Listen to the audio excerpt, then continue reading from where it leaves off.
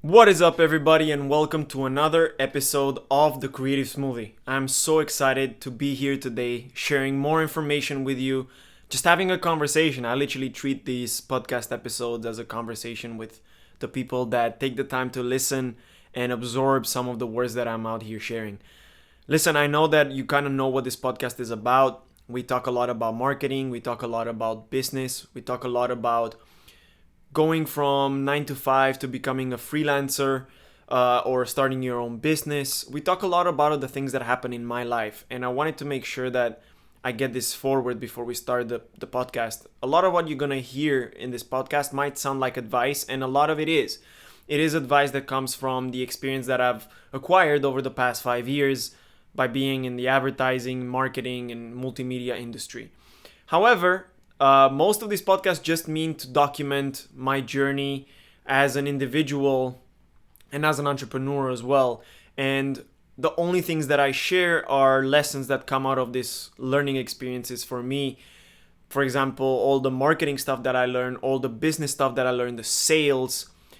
I want to not only learn those things, but also get a chance to share them with the world, and hopefully you can put them to good use as well towards your own dream business or whatever you want to apply them to. Okay, so even though you don't have a business, you're still welcome to listen to this, and I think you're going to learn a lot.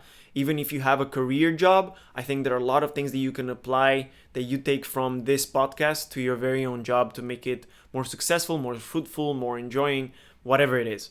I don't want to make this too long, so without further ado, let's jump into today's topic. So today's topic came to me yesterday or the day before because I remembered something that I had forgotten for about a month or two. I forgot about something really important, which is that we draw creative energy from something, right? From somewhere. We have a sort of creative energy that sometimes helps us create, sometimes is not there, and we feel like we have writer's block or we just don't feel creative at all. And I feel that it is a very interesting phenomenon to talk about a bit, to just open up the conversation of. So I think that a lot of us don't realize that the creative energy is not a never-ending energy that we have in our body. While it is a vast energy and a lot of us use it every day to create the kind of work that we love, to create the kind of opportunities for others, there's a lot of energy that goes into everything that we do. So we can't just draw energy from nothing. We cannot just make it, right? Energy cannot be created nor destroyed. So because of that, how do we get energy? Well, some of you might say, well, you get energy through food. And while that is not completely correct, we don't really get all of our energy through food. That is part of it, right? So we feed our brain, we feed our body with food, with actual food that's going to help our body perform better. But what do we do with the creative energy? How do we feed that energy? And the answer to that is simple. You have to create the kind of loop where you're not only creating, but you're also consuming the kind of content that you want. So if you're a copywriter or a marketer or an entrepreneur and you are in, for example, the technology business, a lot of what you're going to do is going to revolve around the technology world. You're going to be continuously immersed in that world, and you're going to keep hearing terms and notions and concepts from the tech world. What happens? Your brain becomes very attuned to that, and it starts ignoring stuff that's outside of your range. Suddenly you don't care so much about politics, or you don't care so much about maybe crypto because it's still not tech, and you kind of start dumping content from your brain that you don't need to use anymore. Now what happens? Once you get to the end of your creative energy, you feel like you have to suddenly come up with more things. Say you have to come up with a new marketing plan for your tech company that you're consulting. A lot of times we try to draw creative energy from nowhere, and it feels like, oh my God, I'm sitting down, I want to work, I want to put pen to paper, but nothing is coming out. Not only that, it feels like I'm literally spending and burning myself by sitting down to create. So if you feel that you're in this position where you're creatively burnt out, this is what I want you to do. I want you to create a cycle where you consume the kind of content that is going to help you. I'm repeating that again. Consume the content that is going to help you create the kind of content you want to create. And how do we do that? There is a bunch of ways, especially because nowadays we have technology, we have the internet, we have many different resources.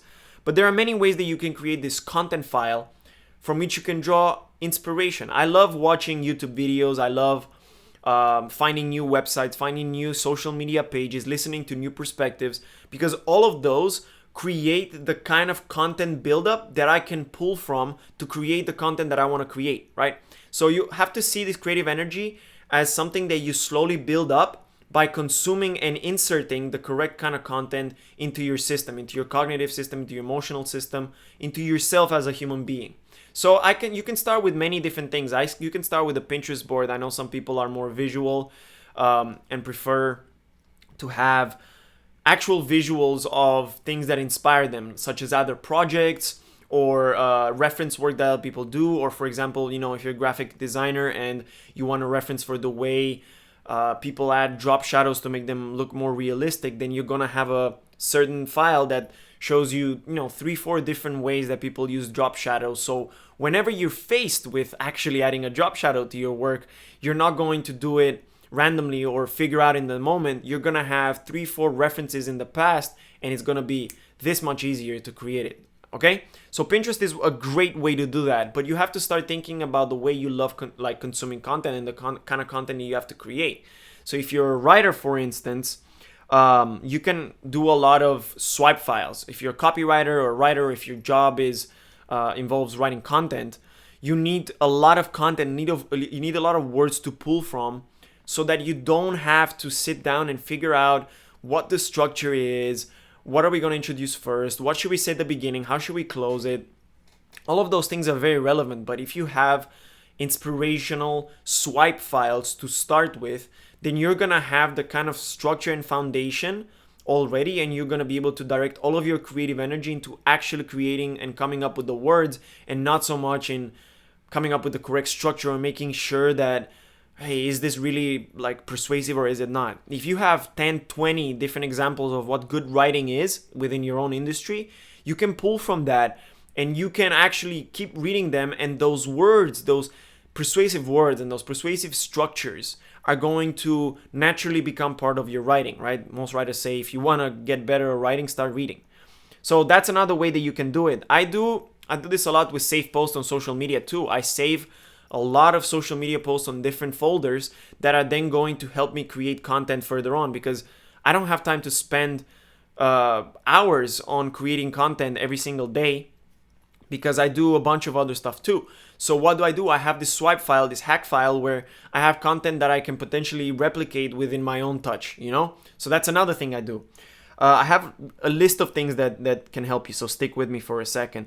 News aggregators are also a great way, like Flipboard. I used to use Flipboard a lot to come up with ideas for my creative technology class back in college. And I think that it is a great way for you to keep in touch with what's going on in the world, because as we know, part of innovation is definitely being in touch with the current present moment and what's really needed. So news aggregators like Flipboard allow you to combine news from all over the internet on specific topics and have them all within one single page. That is super useful for you to draw inspiration from, to make sure that you're up to date with the latest trends and so forth. Next, I already talked about swipe files for copywriters and writers, but you can have swipe files no matter what you do. If you're a designer, if you're an entrepreneur, you should have access to 15 funnels or 15 businesses and their websites, right? So if you're trying to replicate the results of a consulting firm, then look up 10, 15 consulting firms that seem to have incredible results and save them, save their pages, save their copy, read through them, and conduct not only competition analysis, but keep going through them, keep understanding the way they run things, keep understanding their systems, the way they talk to their customers, the way they advertise on social media. If you have a swipe file, a literal swipe file of all the businesses that you want to replicate, it's going to be a lot easier to shape your business around that. All right, next, good examples of work in your niche. I already talked about that, but good examples does not really mean stuff that you want to copy.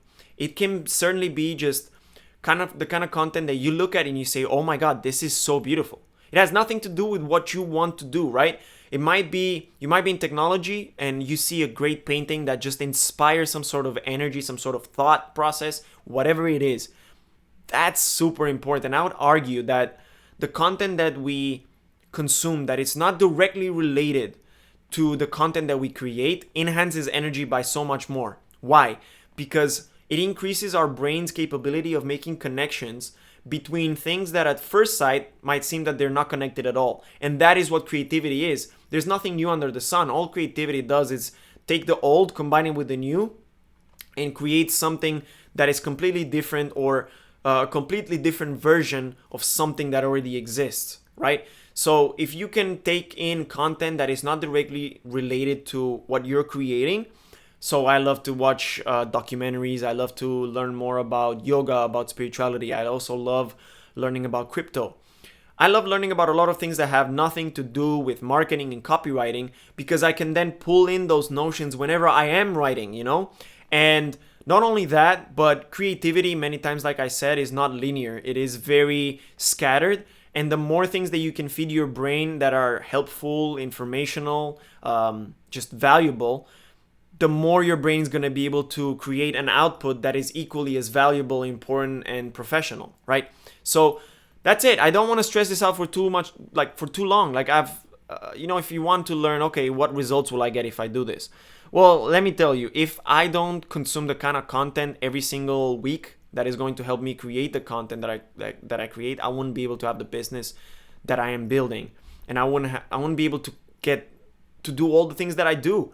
Right? So I post, if you look at the stuff that I do, I post a podcast episode once every week. It used to be twice.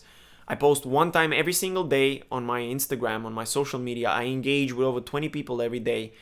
And I also have time to, actually develop my business, network with the people, and be on so many different social media channels. And the only way I can do that without burning out is by constantly feeding my brain with new content that is related to what I do and that is also non-related to what I do. It's sometimes important to just spend that time learning about our hobby. If you have a hobby, I have one of my friends who, for example, just started 3D modeling. And 3D modeling is no joke. It takes a while, it takes time, and he's not doing it to start selling 3D assets or anything like that. He's just simply doing it because he loves it. And in turn, this helps him deal with the kind of creative challenges that he has as a copywriter at his agency. So use this however you'd like, but make sure that you have some sort of place where you can continuously add referenced content and continuously have some sort of content playlist. Like sometimes you see interesting stuff that you're not able to consume in the moment, save it for later. And maybe you're going to watch it in 6 months, but you're going to be able to tell in 6 months whether or not that content is still relevant, whether or not it's still interesting, and it might bring up ideas or thoughts that you had that you might have not even had access to had you not watched that, So never underestimate what a piece of content can teach you, can inform you, can inspire you with, okay? That's all I'm saying.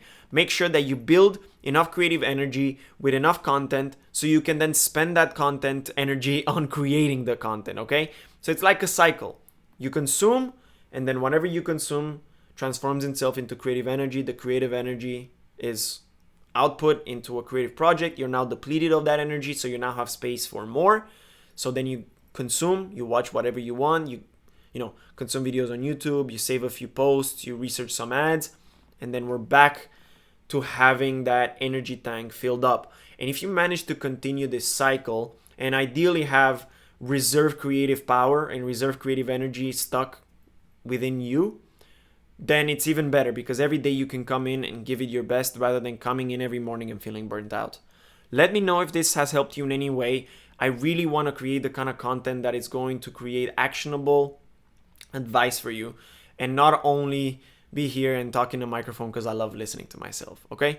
If this was useful, please share it with your friends as well. Please share it with your creative friends. It's not only us entrepreneurs that have a hard time coming up with things. Actual writers, musicians, painters, artists, designers, they actually struggle a lot because their life revolves around creative output.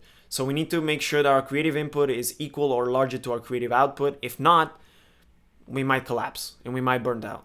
Okay? Take care of yourself. As always, there's no ads on this. Just please share it with your friends if you found this useful, and I'll catch you on the next episode of Creative Smoothie. Peace.